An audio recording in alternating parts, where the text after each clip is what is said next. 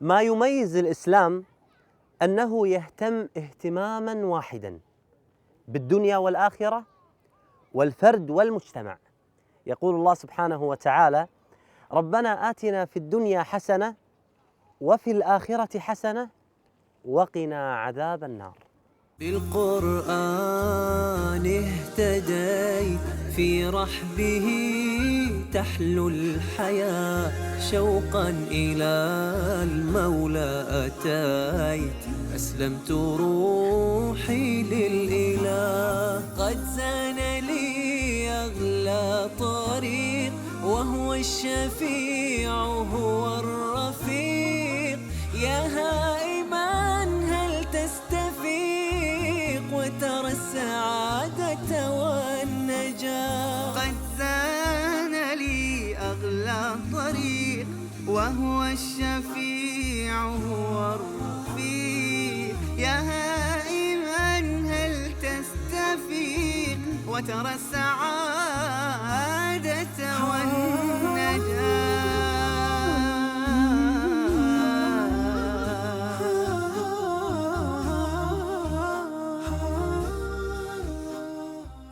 عبد الله الروسي كان يعمل في تجارة الأغذية بموسكو. زميله المسلم في العمل كان يرفض نقل الخمور ولحم الخنزير. الروسي عبد الله تأثر بمشهد الصلوات الخمس حتى عرف أن الإسلام دين الفطرة وفيه كل البدائل عن الحرام. أخي عبد الله، أين كنت تعمل قبل الإسلام؟ وما هي طبيعة عملك؟ Работа у меня была разная. Я бывал, работал грузчиком, кассиром. 2 года проработал на фабрике, на заводе. Мы делали плиты на газовом и электрическом подогреве. Завод назывался «Мастер Гриль». Вот. То есть я бывал, работал на пилораме или еще где-то. У меня особо не было образования, потому что после 9 классов я просто играл рок и пил. كان قبل إسلامه مفتونا بالموسيقى وارتكاب المعاصي، ولكنه لم يكن سعيدا وكان يشعر دائما بالكآبة. До ислама я жил в придуманном мною мире, вымышленном мире, где было уютно и тепло. Я сам придумал себе сценарий, как жить. То есть я был панком, я любил играть на бас-гитаре, я часто выпивал, потому что депрессия иногда приходила ко мне. Я иногда ходил в церковь, и это было как дом Божий. Я не просил тогда у Иисуса или у кого-то из святых. То есть я просил именно у Бога. Бывали такие дни, когда было очень плохо, и я говорил: Господи, я больше не буду это делать, только не наказывай меня, пожалуйста. يمثل المسلمون في روسيا قوة سكانية تقدر ب15% من تعداد السكان، وهم يقدرون حوالي 20 مليون مسلم. Раньше я слышал об исламе, то, что ислам — это чеченцы с автоматами, афганцы с автоматами, то есть негатив. А когда я уехал в Москву из Смоленска, чтобы поработать там, чтобы измениться, может быть, к лучшему, не знаю, что тогда было в моей голове, я познакомился с таджиками. Им было лет по 16, 3 таджика или 4. Вот. И некоторые из них молились, а один из них молился постоянно. Не пропускал ни одной молитвы. И я от него узнал ислам в первую очередь. التزام صديق عبد الله بتعاليم الدين كان سببا مباشرا في تعرفه على الإسلام، فكلما اقترب المسلمون من الإسلام كلما كانوا خير سفراء للدعوة. Но он говорил, с яркой убежденностью, то, что он это самое чувствует. И он молился на рабочем месте, несмотря на то, что ему угрожали увольнением. И говорили, что это все-таки магазин, а не мечеть. Но он все равно молился, потому что говорил, надо молиться. И директор узнал, что можно молиться дома, то есть называется намаз каза. И говорят, видишь, твои же соплеменники читают намаз дома, почему ты здесь так делаешь? Он говорит, я боюсь Аллаха, я хочу читать здесь. И иногда ему заставляли грузить водку на витрины или мясо, которое харам, типа свинины. Вот. И он говорит, я это не буду делать, пускай это делает кто-то другой.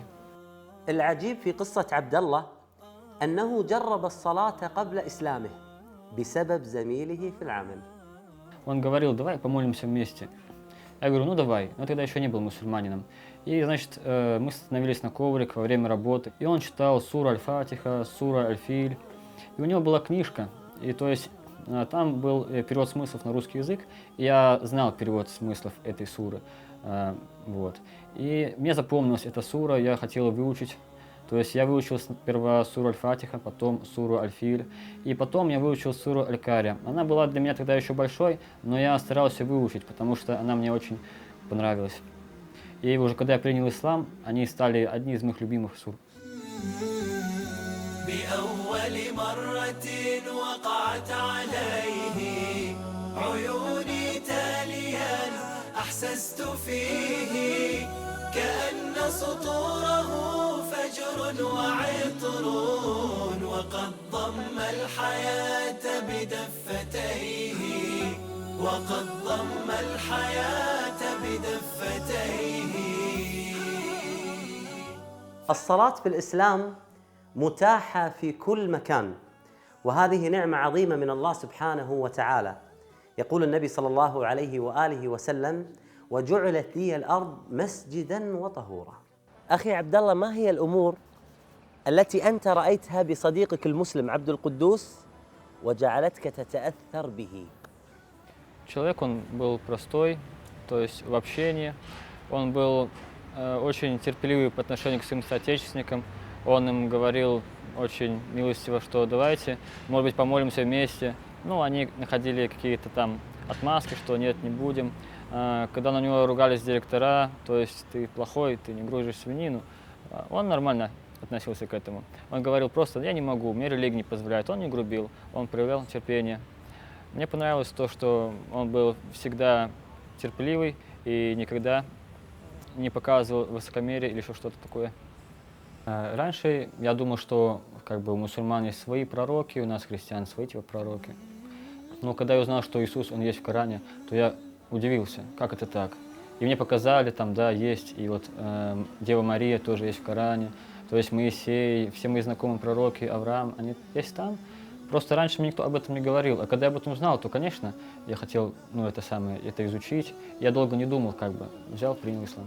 بدأت رحلته مع القرآن عندما علم أن عيسى عليه السلام مذكورا في كتاب الله سبحانه وتعالى، ولكن قلبه أشرق مع سورة القارعة، مع أنه لا يجيد اللغة العربية ولكنه كان ينطق القراءة بصعوبة.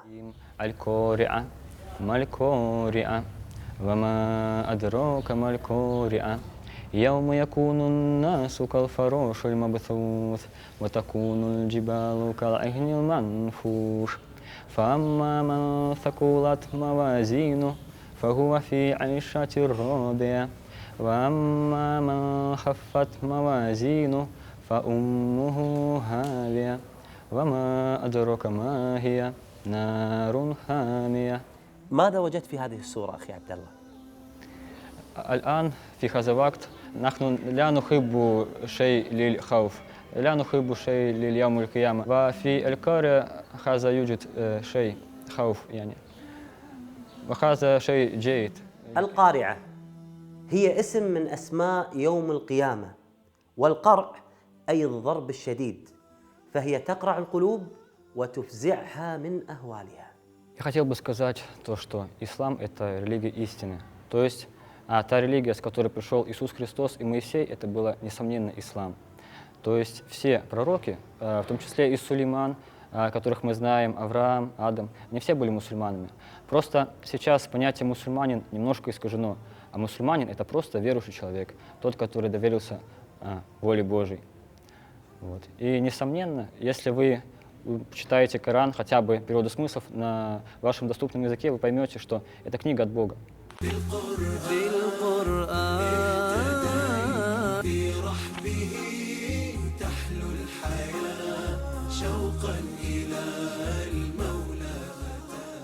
يا إله الكون يا المولى العظيم يا كريما منه قرآن كريم رتل القلب سطورا من ضياء راجيا أن يغسل الذنب العظيم.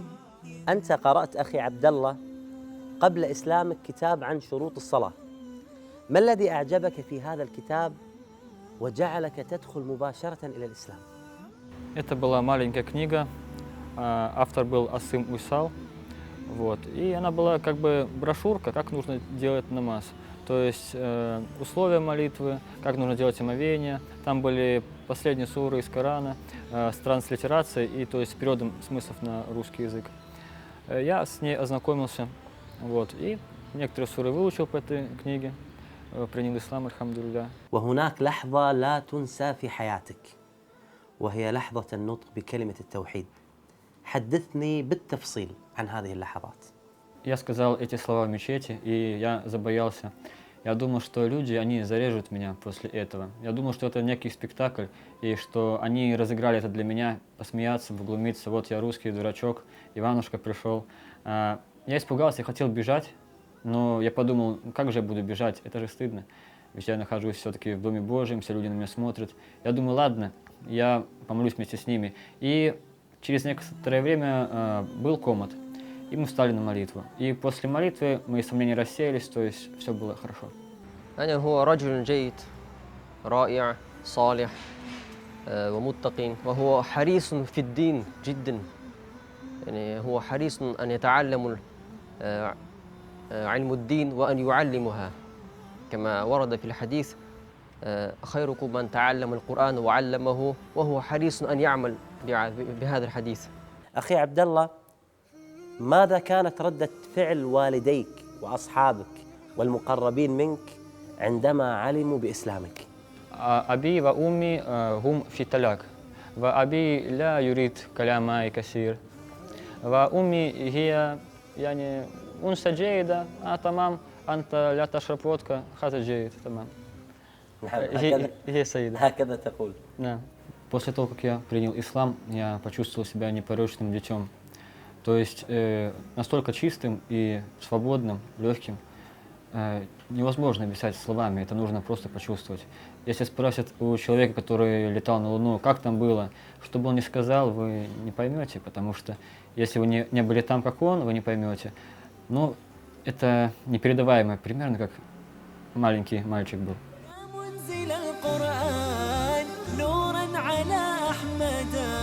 أحسست باطمئنان بالنور لما ابتدى ثبتني يا الله على طريق الهدى ثبتني يا الله على طريق الهدى فكل ما أخشى سوء الختام غدا.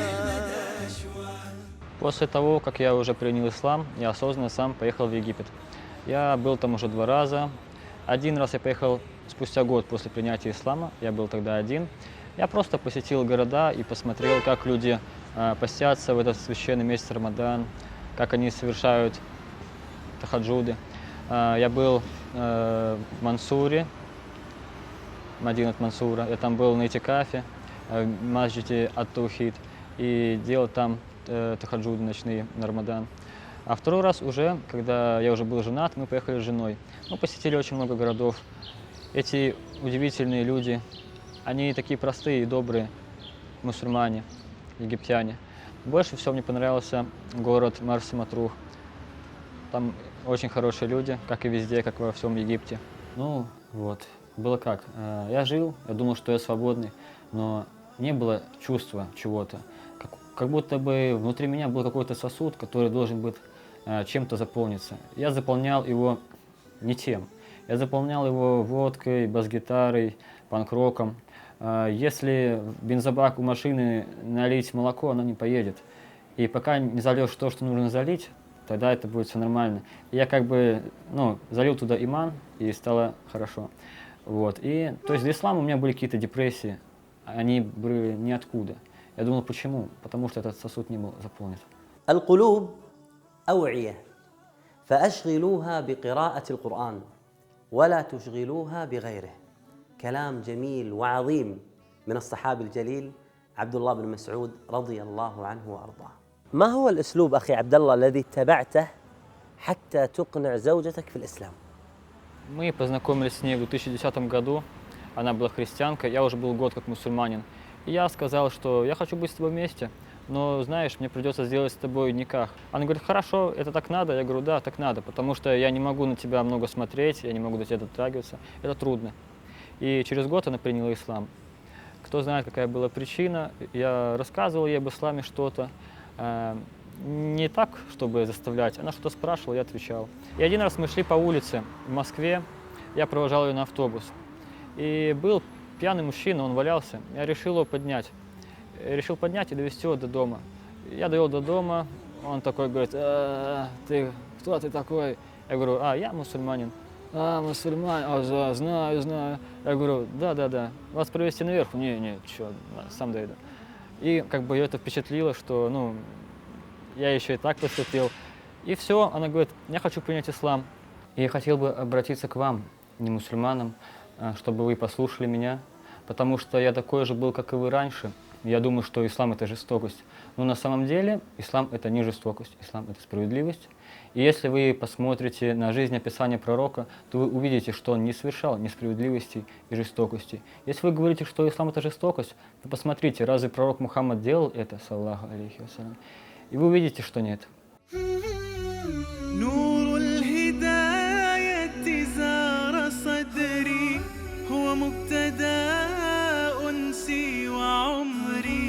فعزمت للرحمن أمري وعلى خطى طه مشيت يا نفحة القرآن فوحي عطرا على قلبي وروحي يا بلسما يطوي جروحي لولا الهداية ما ارتويت.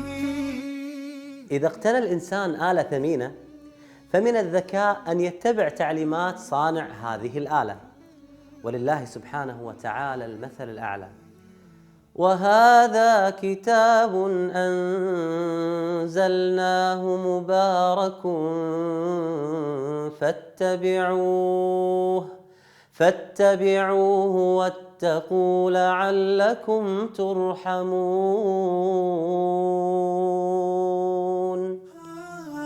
تب علي فيداي مثقالات أنا عاص والحنايا ضامئات.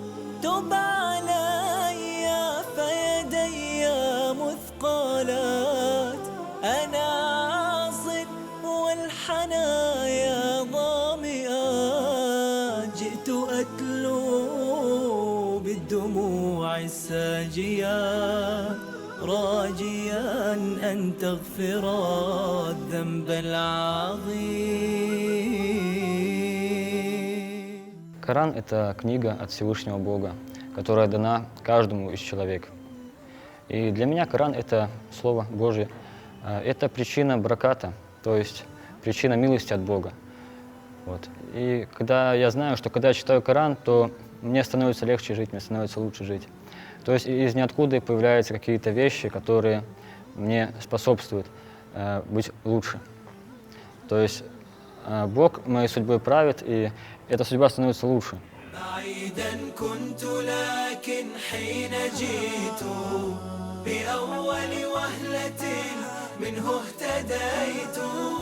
وأنت عرفته مذ كنت طفلا لماذا قلب بعض الناس ميت لماذا قلب بعض الناس ميت.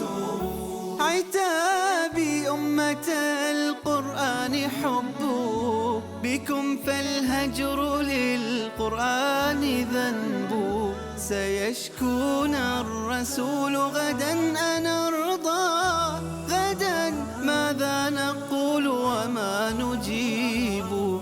عتابي أمة القرآن حب بكم فالهجر للقرآن ذنب سيشكون الرسول غدا أنا أرضى